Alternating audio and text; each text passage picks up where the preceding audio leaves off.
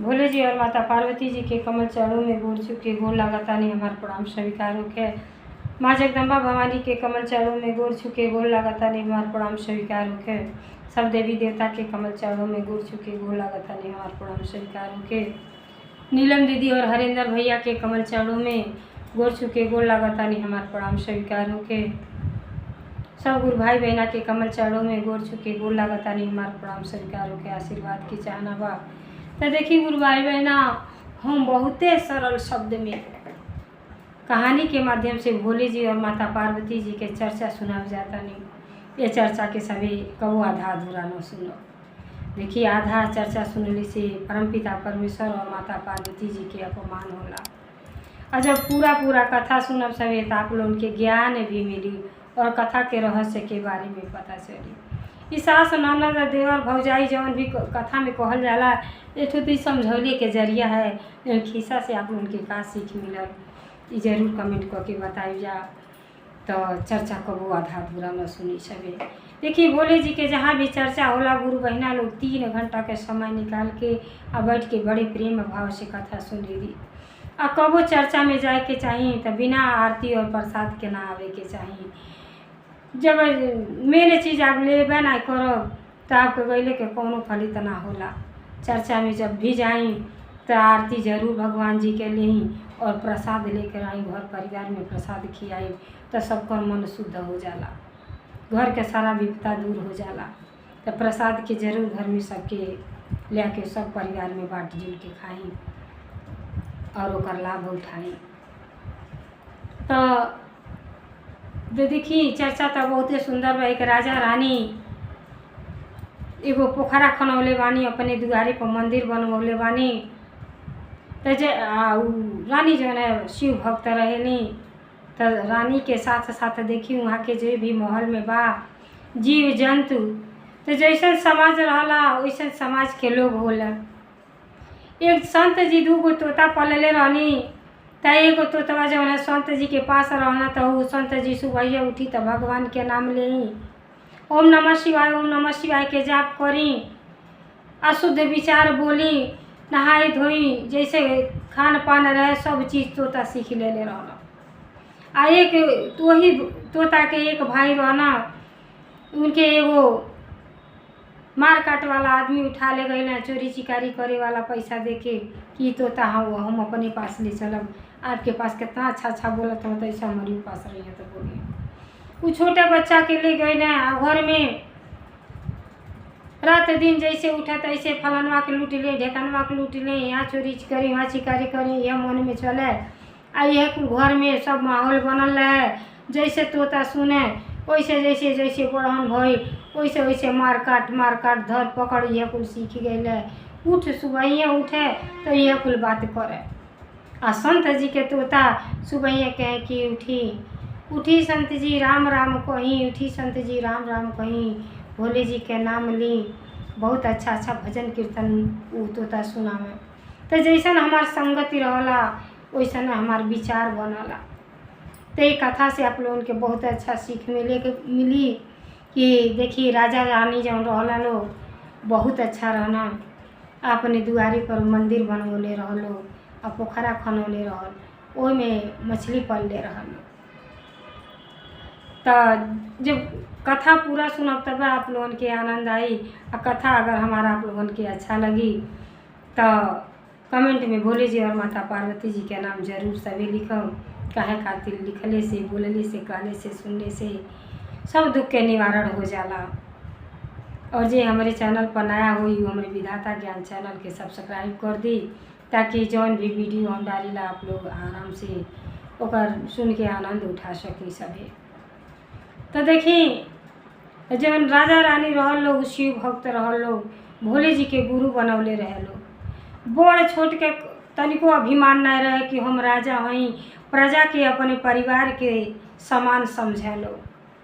तो देखी जौन रानी रहली भोले जी के भक्त रहली, आ बेचारी हर सोम के शुक्रवार के उनके मंदिर पर चर्चा होके। तो जब चर्चा होके तो गांव के सब गुरु बहना लोग जुट के जैसे जानत रहे लोग सब के कि सोम के या शुक्रवार के चर्चा होला, सब एकत्रित हो जा, आपको बैठ के लोग भगवान जी के मंदिर में खूब सुंदर चर्चा भजन कीर्तन दया होखे।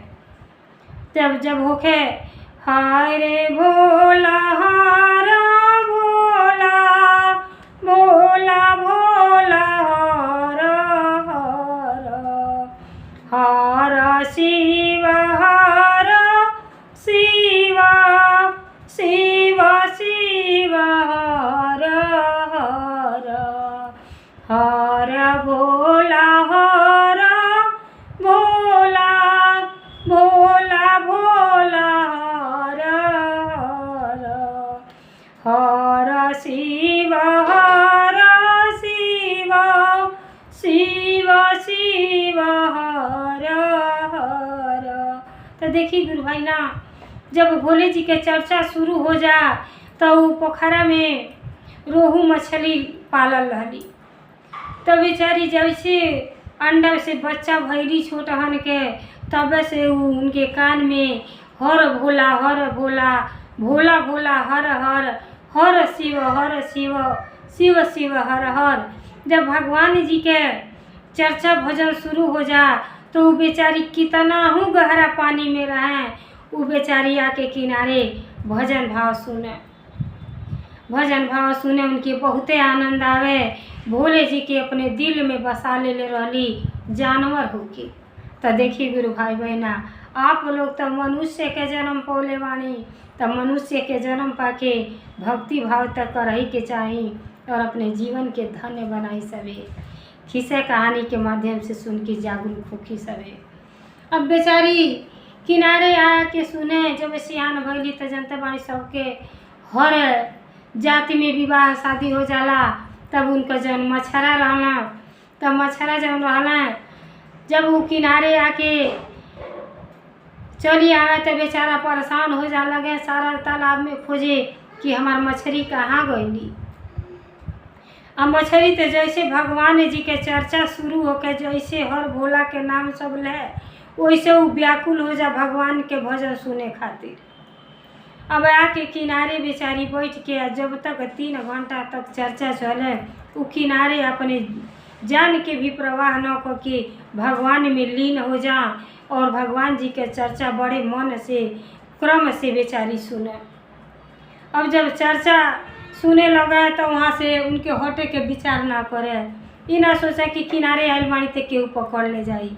उ तो जानत रहली, अपने शरीर के भोले जी के चरणों में अर्पित कैले रहली कि जेकर भोले जी जेकर नाथ भोलेनाथ हो के केहू अनाथ ना को पाई। बड़ा शुद्ध विचार मन में रहल बेचारी के।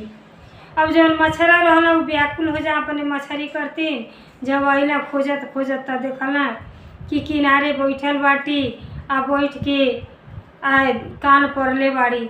तो कहला यहाँ का करताड़ू, हम पूरा तालाब तो के ढूंढी अली, आ तू प्रतिदिन सोम शुक्रवार के कहाँ गायब हो जालू। कहली कि देखी न, अरे बड़ी सुंदर भगवान जी के मंदिर बा, हम तो जब से हो संभरले बाणी, इमें सब देखी हमन के तर ना जानी कौन कर्म कैले रहनी कि मछली के जन्म पौनी। इमें सब गुरु बहना लोग देखी बैठ के अब भगवान के भजन कीर्तन करता लोग। त काहे न हमनों के मंदिर में बगलिए में रह के कुछ न कलिए अपना करती, शायद ये मछली जोन से हमन के मुक्ति मिल जाए। तो मछरा कहला कि अरे ये अपने बात में ना बहलाव, आए किनारे आवत आड़ू तो कहियो जाली में फंसी जाइबू। तो कहली तो का भइल जाली में फंस जाए। अरे जाली में फंस जाए तो हमारे मछली जोन से मुक्ति मिल जाई, फिर कौनो जोन में हम शायद मनुष्य बन जाए तो भगवान के भक्ति के अवसर मिल जाए। जब अच्छा बात ही समझावे तो मछरा के अच्छा ना लगे। कहा कि देखो तू मनुष्य नहीं हो, मनुष्य के तो केहू ना बिगाड़ पाई, लेकिन तुहके तो केहू न केहू आके पकड़ ले जाई, तो हम तो अकेला हो जाए ना। अब लगला हंसी मजाक करे। कहली अब जवन भी समझी, लेकिन हमार तो मन रम गईल बा परम पिता परमेश्वर में। हम तो वहाँ के अपन गुरु बना ले बानी, वहाँ के हमरे साथे बानी, हमार कुछ ना होई। तो देखिए गुरु भाई बहना, हर सोमवार के शुक्रवार के जौन है मछली जब भी चर्चा होखे तब बड़े प्यार से वहाँ बैठ के सुने।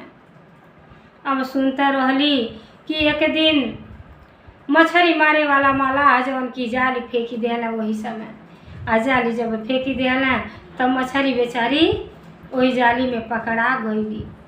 जब मछली जाली में पकड़ा गईली तब मछरा देखत रहना कि अब तही जाली में फंस गईली। अब बेचारा बड़ा पछताता ना कि इतना कहनी लेकिन ये बात ना मनली आ जाके भक्ति सुनताटी। अरे अब इनके कहाँ गुरुजी गईनी कि बचाई। तो देखी व्यंग बोलता ना,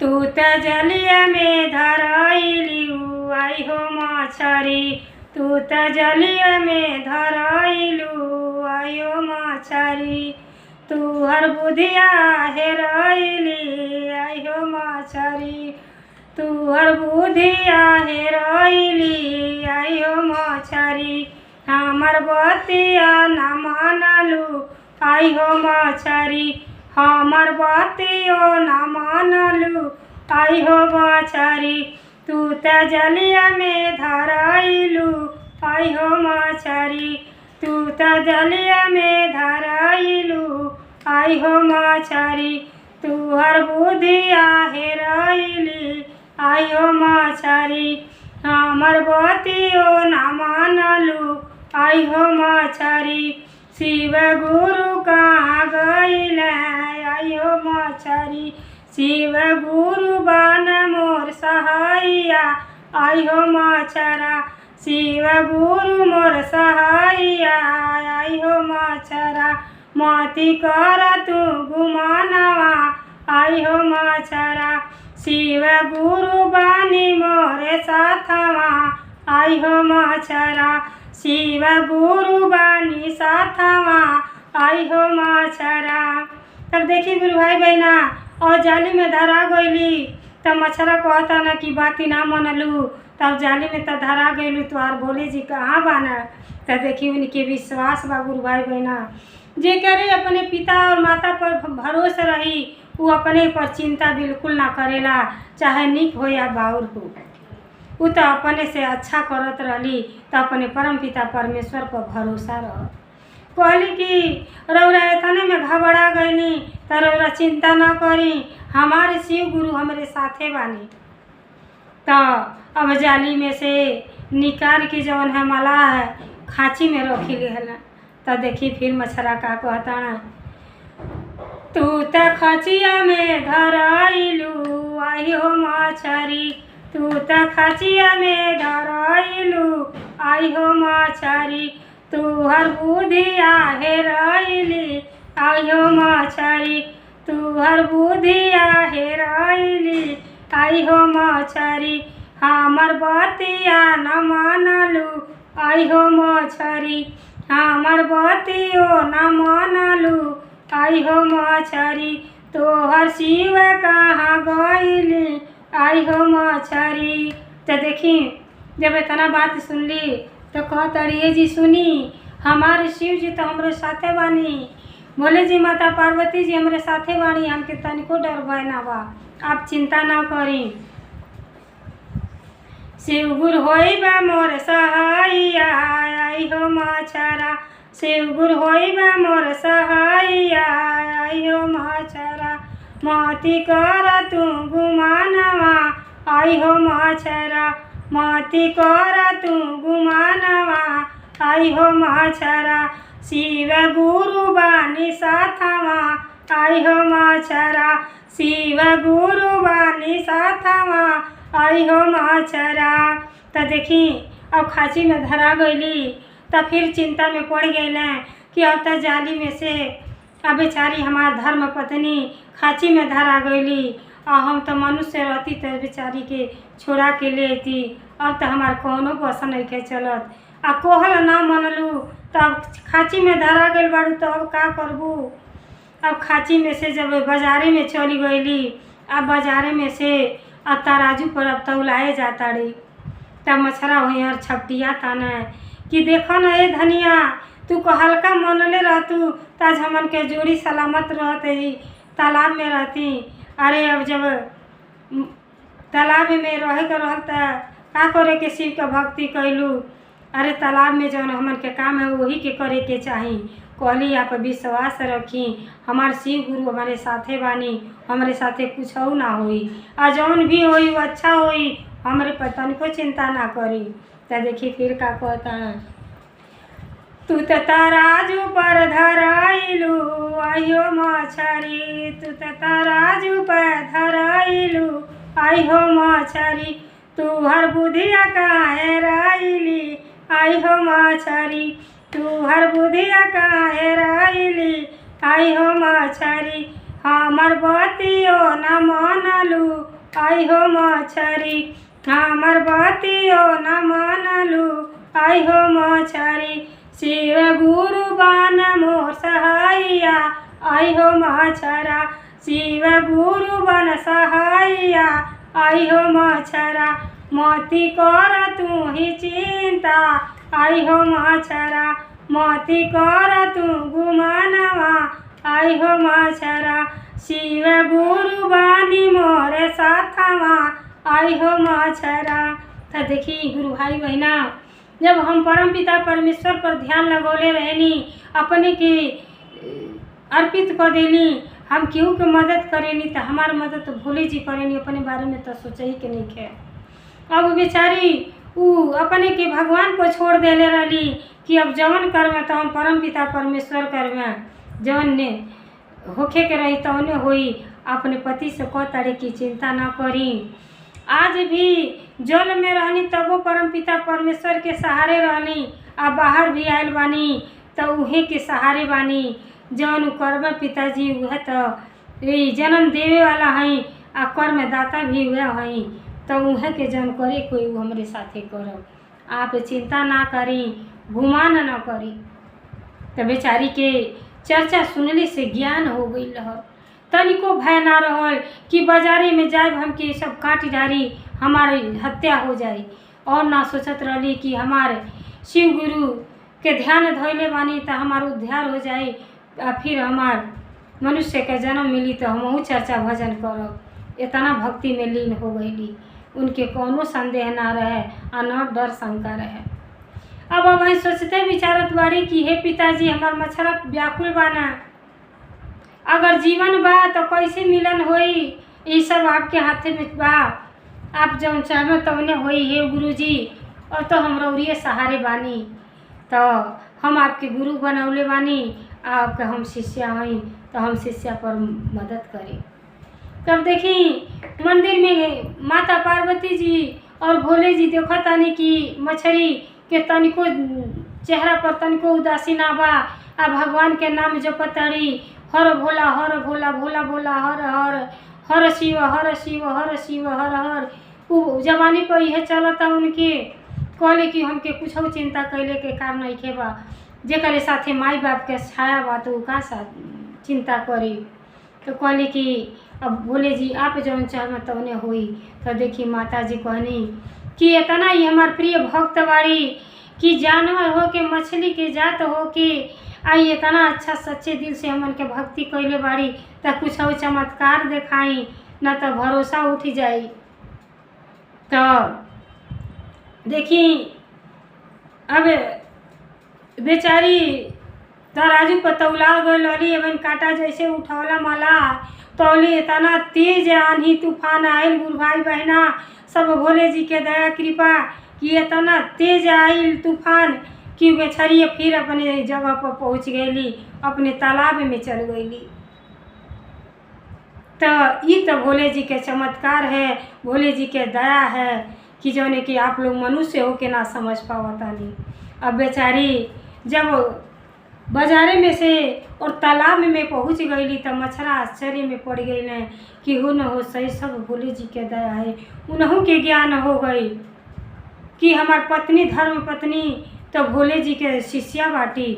तो कहली कि तू धन्य बाड़ू, तू लक्ष्मी बाटू, आ हम तमार तो सांस उड़ गई रहल कि कहाँ तुहार भोले बड़ा अभिमान हो गई रहल, लेकिन तुहरे विश्वास रहल कि भोले जी हमारे सुहाग के बचैया, हमार जोड़ा के बचैया, तो तुके साक्षात बाजारी में से ले आके हमारे पास भेज दिया। धन्य है भोलेनाथ, धन्य बानी, आपके कृपा आपके महिमा बहुत है अपरंपार बा। तब से अब मछरा और मछली दोनों जनी जब भी मंदिर में चर्चा होके तो बैठ के भजन भाव बड़े प्रेम से सुने। देखी गुरु भाई बहना, अगर हमके नाई कहे आवता तो कम से कम के कहता तो ओकरे पर ध्यान दें, प्रेम पूर्वक से सुनी, जरूर कुछ आपके आनंद मिली और ज्ञान भी हुई। तो कहानी तो इतना सरल शब्द है कि छोटे बच्चन के सब पहले लोरी सुनावत रहल, कहानी सुना के लइकन के सुतावत रहल, सब लइके कथा कहानी सुनत रहल। आजकल के लइकन के तो समय ना बा, न माई बाप के समय बा कि अपने लइकन के समय दें आ कुछ सीख दें, लेकिन सीख जरूर देवे के चाहिए। अगर भक्ति भाव करे जाता नहीं तो बच्चन के जरूर ले जाई, कुछ ना सीखिए तो जलवे देवे के सीखिए। भगवान के नाम लेवे तो दुइये गो शब्द बोलिए तो प्रेम के भाषा सीखिए, कुछ अच्छे सीखिए। एक अच्छा करे जाता नहीं तो देखिए भक्ति के कोनो उम्र ना होला। जब हाथ पाँव कामे ना करी तो आप भजन भाव का करब? तो भजन भाव तो उम्र से कोनो मतलब ना रहेला। अगर उम्र रहते हुए लइके न पड़ते, जे भी भक्त भइल बा, मीराबाई, भक्त प्रहलाद, जे भी भइल बा, गड़िका सबरी, सब केहू अपन छोटैये पर से भक्ति में लीन भइल बा और सब भोले जी और माता पार्वती जी के दर्शन भोले बा। तो भक्ति भाव जरूर करी, जबे साँझ बा तबे बिहान बा, सवेरे थोड़ा सा उठ के आ नहा धो के भक्ति भाव जरूर करे के चाहिए। मन शुद्ध हो जाला, कभी मन विचलित ना होला। कबो भी मन में कुछ ऐसा शब्द आवे तो भगवान के नाम ले ले, भगवान के देखी दर्शन जरूर मिल जाइए आपकी, लेकिन सच्चे दिल से। जब मन चंगा तबे कठौती में गंगा में रहिए, न मन में साफ ना रही तो इलाहाबाद जाके बुड़ुकी मारब तबो एको काम ना आई। तो देखी भक्ति भाव के उम्र कौनो ना होला। तो जैसे भोले जी और माता पार्वती जी देखी मछली जात होके या भक्ति भाव कैली, अब बाजारी में से अब बेचारी पहुँच गई फिर तालाब में। तो वैसे जैसे भोले जी माता जी उन पर दया कृपा कैली, वैसे सब गुरु भाई बहना पर दया और कृपा बरसत रहे। हर हर महादेव, घर घर महादेव, भोलेनाथ की जय, सच्चे दरबार की जय, 56 कोट देवता की जय। हर हर महादेव, घर घर महादेव।